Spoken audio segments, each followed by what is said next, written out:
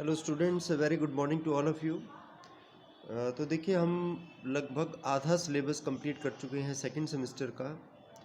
और जो बाकी सिलेबस है उसके लिए फिर अब रेगुलर क्लास हुआ करेगी, आप रेगुलर वीडियो देख सकते हैं।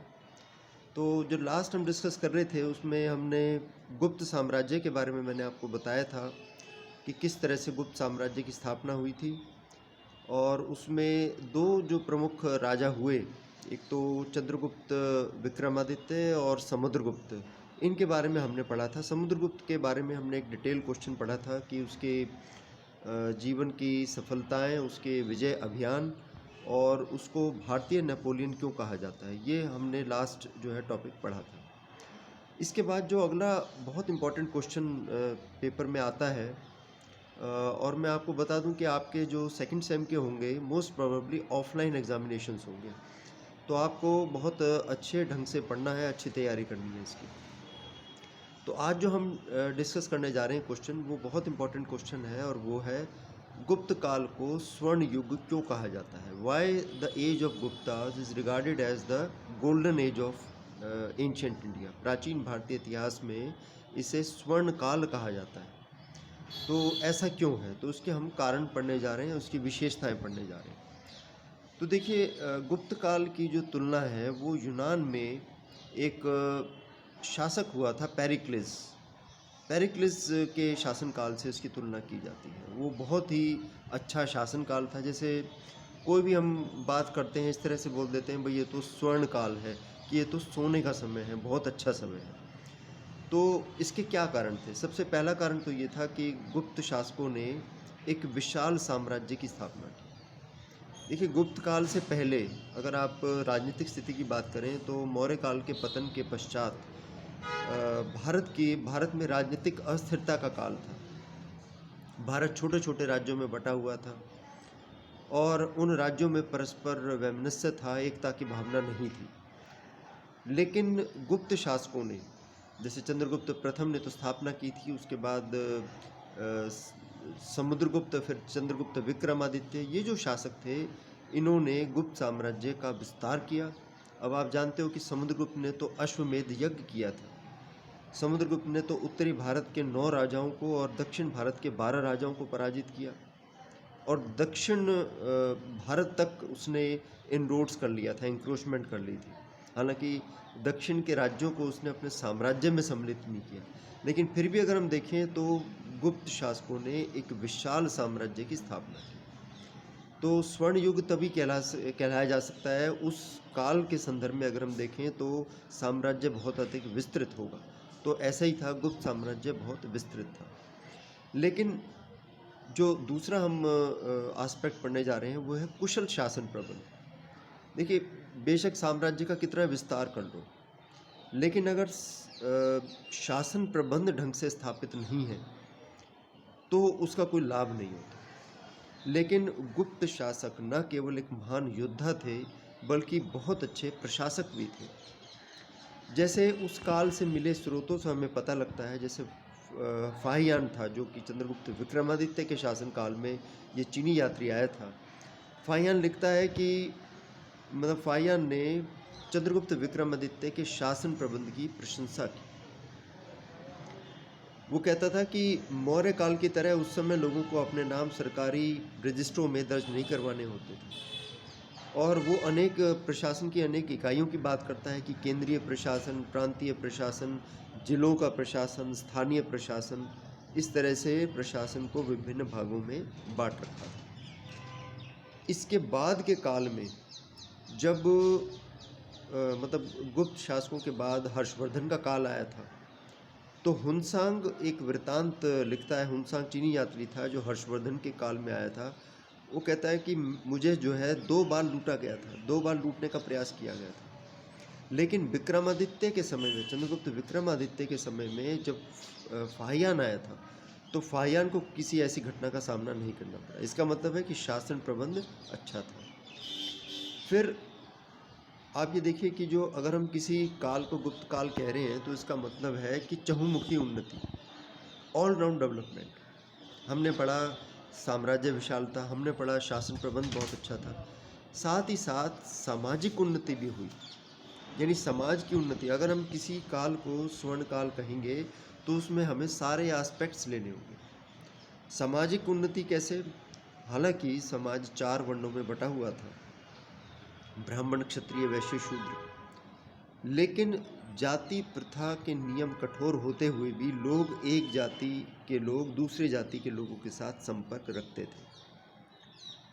और आप ये देखिए कि बहुत से विदेशी आए भारत में, विदेशी आक्रमण हुए, शक, कुषाण, हुण, वो सब भारतीय समाज में समाहित हो गए, भारतीय सभ्यता संस्कृति में घुल मिल गए। लेकिन इसका एक एस्पेक्ट ये भी है, इसका एक नेगेटिव एस्पेक्ट हम ले सकते हैं, वो ये है कि उस समय छुआछूत की प्रथा बहुत ज़्यादा बढ़ गई थी। ये इसके वितर्क में कहा जाता है। मतलब ये जो हम कह रहे हैं ना कि स्वर्ण युग था, स्वर्ण युग तो तब होगा ना जब समाज में सभी को समान समझा जाएगा, लेकिन सामाजिक समानता तो नहीं थी। ये इतिहासकारों का एक विचार है कि ये स्वर्ण युग था, लेकिन समाज में जो है बहुत ज़्यादा मतलब भेदभाव था कुछ लोगों के साथ। जैसे कि फाहियान वर्णन करता है कि कुछ ऐसे लोग थे जो कि नगर के बाहर रहा करते थे, जिन्हें चांडाल कहा जा सकता है। वो प्याज लहसुन का प्रयोग करते थे, वो मरे हुए जानवरों को दफनाया करते थे, मृत शरीरों को दफनाया करते थे, मृत जानवरों की खाल को वो सिया करते थे, उससे चर्मकार होते थे, चमड़े के जो जूते हैं वो बनाया करते थे। इस तरह के काम करने वाले लोगों को चांडाल कहा जाता था। वो नगर से बाहर रहते थे और जब उन्हें नगर में प्रवेश करना होता था तो वो लकड़ी के टुकड़े बजाते हुए अपने प्रवेश का संकेत देते थे ताकि लोग उनसे दूर रहें। और उनको अगर कोई देख भी लेता था, छूना तो बहुत बड़ा एक बड़ी बात समझी जाती थी। अगर उन्हें देख भी लेता था तो वो भी उसको भी अपवित्र समझा जाता था और वो उसको अपने आप को शुद्ध करना पड़ता था नहाकर। तो इस तरह से कुछ ये छुआछूत की प्रथा जो है ज़रूर प्रचलित थी, लेकिन अगर हम ओवरऑल समाज को देखें तो समाज जो है प्रगति पर था। इसके बाद हम बात करते हैं आर्थिक संपन्नता की। स्वर्ण काल का एक मतलब ये भी हो सकता है कि उस समय आर्थिक स्थिति बहुत अच्छी थी, बहुत खुशहाली थी गुप्त काल में। वो हमें पता लगता है सोने के सिक्के जो है बहुत अधिक मात्रा में जारी किया करते थे जो गुप्त शासक थे। और कृषि की बहुत उन्नति हुई क्योंकि लोगों का मुख्य व्यवसाय कृषि करना था। नए नए प्रकार के साधन जो है विकसित किए गए कृषि करने के लिए, सिंचाई के साधन विकसित किए गए, झरने, तालाब, कुएँ, नदियाँ, झीलों से जो है सिंचाई की जाती थी। तो बहुत आय होती थी राज्य को और विकास के कार्य हुआ करते थे, व्यापार भी बहुत उन्नत था। तो कुल मिला के आर्थिक खुशहाली जो है उस समय विद्यमान थी। इसके बाद अगली हम बात करते हैं। देखिए समाज में उस समय कई प्रकार के धर्म प्रचलित हो गए थे। आपने देखा किस तरह से मौर्य काल में चंद्रगुप्त मौर्य जैन था, जैन धर्म का अनुयायी था, ठीक है। उससे पहले बिंबिसार था, वो भी जैन धर्म का अनुयायी था। अशोक बौद्ध धर्म का अनुयायी था। तो कहने का अर्थ ये है कि उस समय समाज में हिंदू धर्म, जैन धर्म, बौद्ध धर्म और कई तरह के संप्रदाय प्रचलित थे। लेकिन गुप्त शासक हिंदू धर्म का अनुयायी होते हुए भी उन्होंने अन्य धर्मों के प्रति सहनशीलता की नीति का पालन किया, रिलीजियस टॉलरेंस, रिलीजियस टॉलरेशन। जैसे कि समुद्रगुप्त के दरबार में, समुद्रगुप्त देखो हिंदू था और हिंदू होते हुए उसके दरबार में असंग और वसुबंधु नाम के 2 बौद्ध विद्वान थे। गुप्त शासकों ने बहुत से जैन और बौद्ध मठों को संरक्षण दिया था। चंद्रगुप्त विक्रमादित्य का एक सेनापति था जिसका नाम था अमरकोंड देव, वो भी बौद्ध था। तो कहने का अर्थ ये है कि हिंदू धर्म के अनुयायी होते हुए भी, हिंदू धर्म के समर्थक होते हुए भी गुप्त शासकों ने अन्य धर्मों के प्रति सहनशीलता की नीति अपनाई। तो कोई काल स्वर्ण काल तभी कहलाएगा कि जब सभी धर्मों के साथ एक जैसा व्यवहार किया जाएगा। तो ऐसा ही था। इसके साथ एक और पॉइंट है कि हिंदू धर्म का पुनरुत्थान। देखिए क्या हुआ था कि बहुत लंबे अरसे से, अगर आप वैदिक काल की बात करें, वैदिक काल के बाद, उत्तर वैदिक काल के बाद का जो समय था और लगभग मौर्य काल तक, ये ऐसा समय था कि इसमें नए-नए धर्मों का उदय हुआ था। जैन धर्म, बौद्ध धर्म और कपालिक समुदाय और बहुत सारे अन्य 62 रिलीजियस सेक्ट्स उस समय उत्पन्न हुए थे। तो हिंदू धर्म कहीं न कहीं लुप्त होता जा रहा था। बहुत से लोगों ने इन धर्मों की सरलता के कारण, यानी जैन धर्म, बौद्ध धर्मों की सरलता के कारण इनको अपनाना शुरू कर दिया। इनमें वो परिवर्तित होते चले गए। तो हिंदू धर्म का अस्तित्व खतरे में पड़ गया था। लेकिन गुप्त शासक जो थे, चंद्रगुप्त प्रथम, समुद्रगुप्त, चंद्रगुप्त विक्रमादित्य, स्कंदगुप्त, मतलब ये ज़्यादातर जो है हिंदू धर्म के कट्टर नहीं कह सकते लेकिन समर्थक। इसका हमें पता लगता है, जैसे हमें कुछ सिक्के मिलते हैं, उन सिक्कों पर विष्णु लक्ष्मी के चित्र अंकित हैं। विष्णु, लक्ष्मी, गरुड़ जो विष्णु का वाहन कहलाता है, इनके चित्र अंकित हैं। और पहली बार भारतीय इतिहास में पहली बार हमें मंदिरों के निर्माण का जो है के प्रमाण मिलते हैं। जैसे भीतरी गांव का मंदिर, ठीक है, ईंटों का मंदिर था। ये भीतरी गांव का एक प्रसिद्ध मंदिर था जो कि हिंदू मंदिर था। पहली बार हमें हिंदू मंदिर जो है गुप्त काल से ही प्राप्त होते हैं। तो कहने का अर्थ ये है कि इस काल में हिंदू धर्म का पुनरुत्थान हुआ। फिर शिक्षा का विकास हुआ। अब ये देखिए कि गुप्त शासक जो थे वो शिक्षण संस्थाओं को दान पुण्य करते रहते थे। नालंदा विश्वविद्यालय, वल्लभी विश्वविद्यालय उस समय उच्च शिक्षा के केंद्र थे।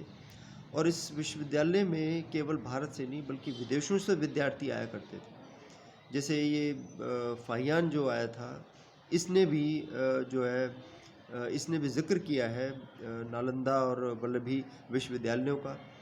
और इसमें इसके अतिरिक्त तक्षशिला, पाटलिपुत्र, उज्जैन, मथुरा, सारनाथ ये शिक्षा के प्रसिद्ध केंद्र उस समय माने जाते थे। और क्या होता था कि इन शिक्षण केंद्रों का खर्चे के लिए इनको ना गांव दे दिया करते थे। उन गांव से जो राजस्व आया करता था, भूमि कर आया था उससे जो है ये विश्वविद्यालय या उच्च शिक्षण संस्थान चला करते थे।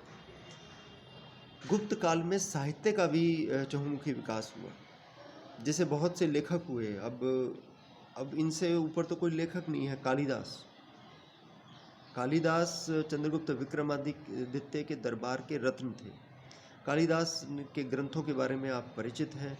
अभिज्ञान शकुंतलम, विक्रमोर्वशी और ऋतु संहार और मालविकाग्निमित्र, ठीक है, मेघदूत, ये ऐसे ग्रंथ हैं जो कि आज तक जो है इनका अध्ययन किया जाता है। आपने नाम सुना होगा पंचतंत्र की कहानियाँ, ये विष्णु शर्मा द्वारा लिखित हैं। इसी तरह से वात्स्यायन ने कामसूत्र की नामक ग्रंथ की रचना की। मुद्रा राक्षस और देवी चंद्रगुप्तम की रचना विशाखदत्त ने की। शूद्रक ने मृच्छकटिकम की रचना की।